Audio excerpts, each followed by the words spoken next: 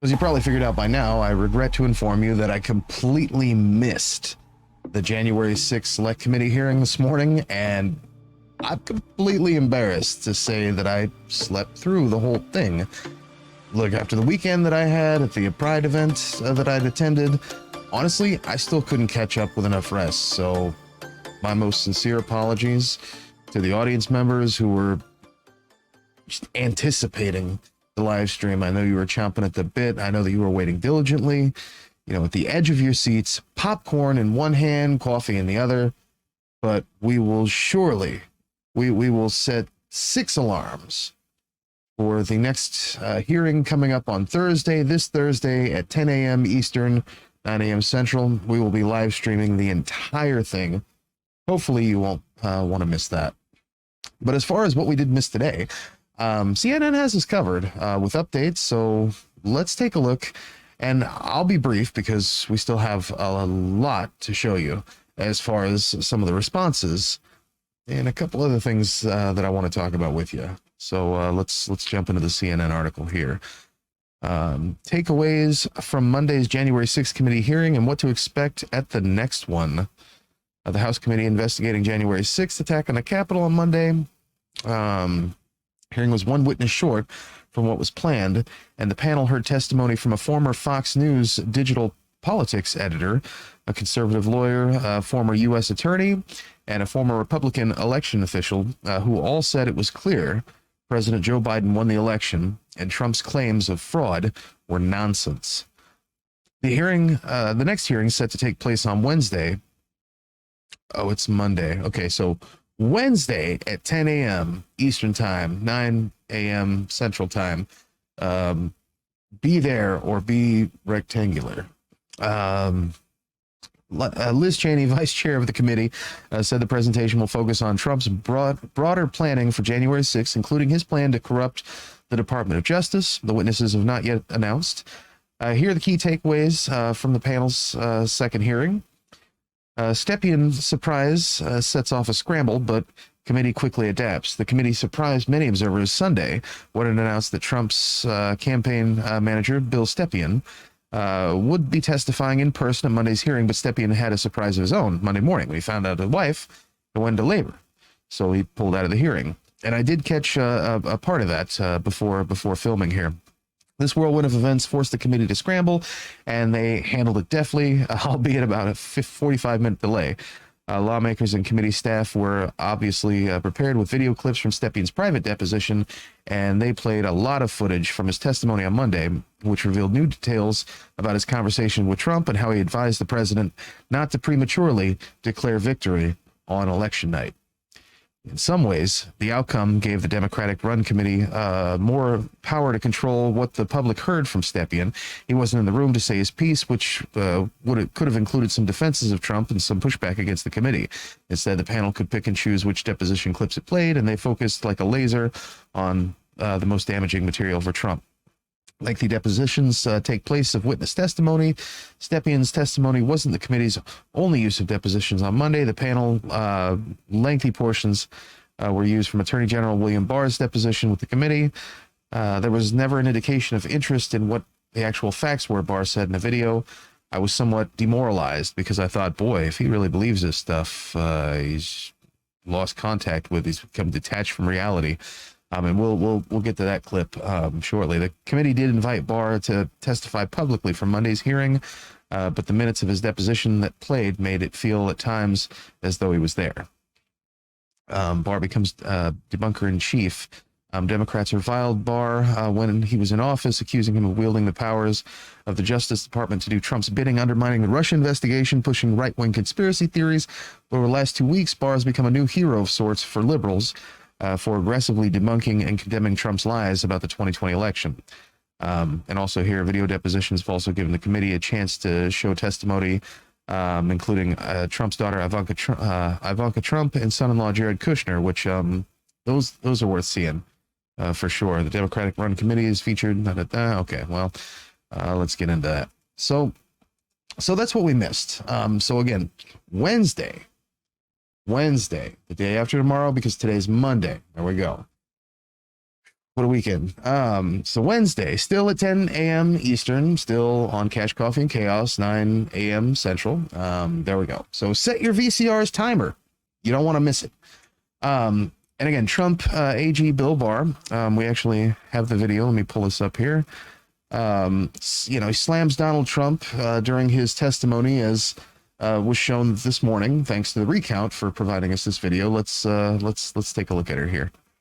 And I was somewhat demoralized because I thought, boy, if he really believes this stuff, he has, you know, lost contact with he's become detached from reality if he really believes this stuff. On the other hand, you know, when I went into this and would, you know, tell him how crazy some of these allegations were, there was never an indication of interest in what the actual facts were. In my opinion then and my opinion now is that the election was not stolen by fraud. And I haven't seen anything since the election that changes my mind on that, including the 2000 Mules movie. And apparently Dinesh D'Souza was not happy about being told that his epic mastery of moving pictures is absolute and utter trash. Thanks to Ron Filipkowski for sharing this image. Dinesh D'Souza's response: the level of ignorance displayed by Bill Barr here is truly stunning. He doesn't seem to understand the very concept of geo-tracking. I'll admit this in detail on my podcast tomorrow. So Dinesh D'Souza, not a happy guy. And again, thanks to Ron Filipkowski for sharing the image. January 6th Committee Vice Chair Liz Cheney, in her opening statements, I believe, this is from the opening statements, she basically narrates the origin of the big lie as the brainchild of a not just melty, but surly Rudy Giuliani. So let's take a listen. You will also hear testimony that President Trump rejected the advice of his campaign experts on election night and instead followed the course recommended by an apparently inebriated Rudy Giuliani to just claim he won and insist that the vote counting stop, to falsely claim everything was fraudulent. He falsely told the American people that the election was not legitimate. In his words, quote, a major fraud. And just like that, America's mayor became America's alcohol problem. But it's a good thing, maybe, that Republicans want to emphasize mental health and addiction, especially since they've spent so many decades not only demoralizing and demonizing, dehumanizing people who suffer from both addiction and mental illness, but also standing by idly, hands in their pockets, nearly every single time they had an opportunity to act. Hopefully, this is a turning point for the GOP, but that is not likely. Now, as I've stated before, neither Bill Barr nor Liz Cheney are heroes. Cheney voted with Trump, you know, the vast majority of the time, and voted on policies that former President Trump had espoused. Bill Barr waited until well after the election was over, well after the certification in 2021 to come out with his shocking reveal. I mean, look, he's just in it to sell books, folks. And despite what he says here, he also has stated in the past that he would be willing to vote for Trump over a Democrat. And thanks to the recount for this video clip. The election was not stolen by fraud. I told him that the stuff that his people were shoveling out to the public was bullshit. I thought, boy, if he really believes this stuff, he has, you know, he's become detached from reality. Even if he lied about the election and threatened democracy, as you write in your book, it's better than a Democrat. It's hard to project what the facts are going to turn out to be 3 years hence, but as of now, it's hard for me to conceive that I wouldn't vote for the Republican nominee. Right. It's June. That was from back in March.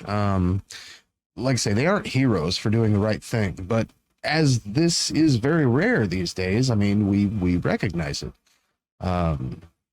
So there's that. So before we continue, I wanted to share something that I received actually while putting together the show today, which was as shocking as it was wonderful to receive from one viewer.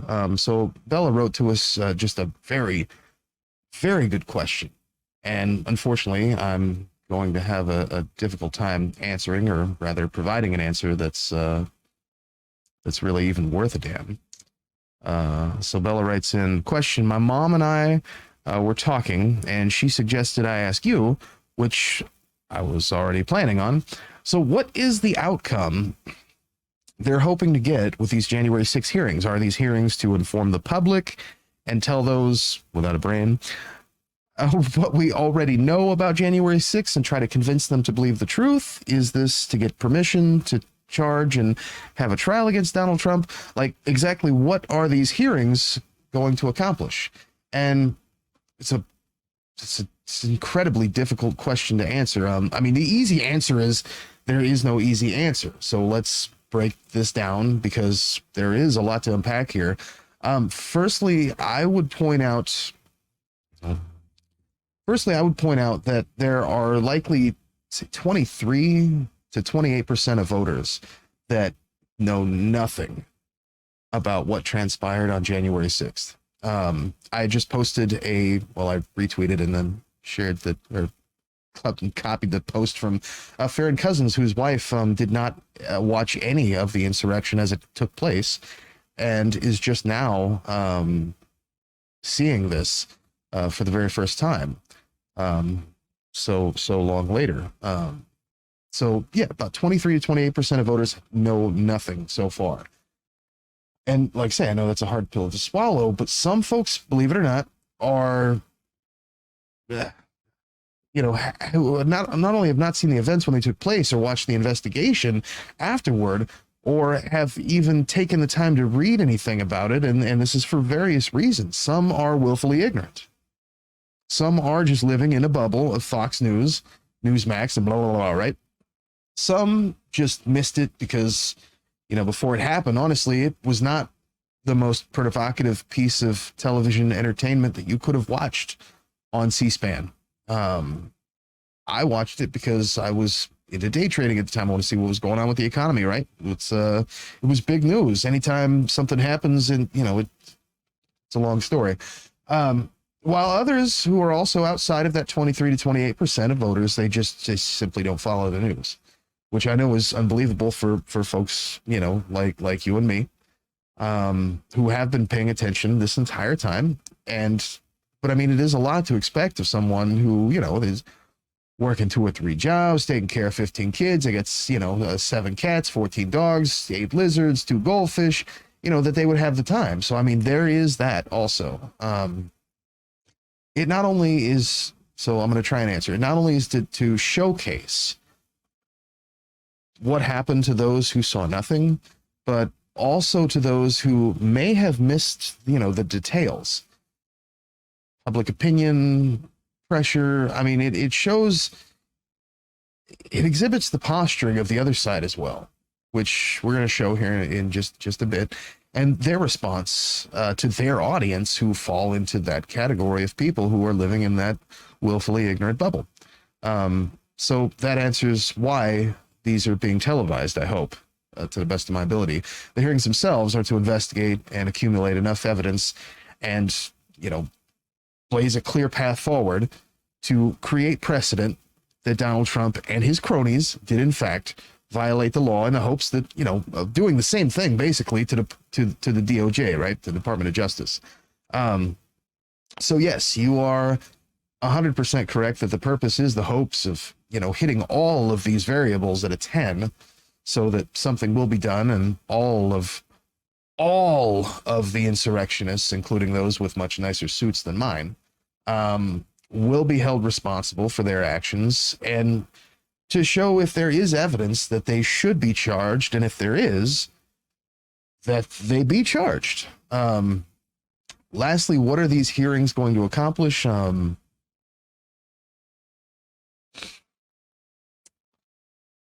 I hate to shit on a birthday cake, but we'll see. I am honestly I'm not expecting much from the DOJ, but I would enjoy being wrong. The court of public opinion certainly will have a much harder time with all of these hard to swallow pills. If in the very least it primaries these fascists and pushes the progressive needle further than Joe Biden's wingtips, then I'll take it.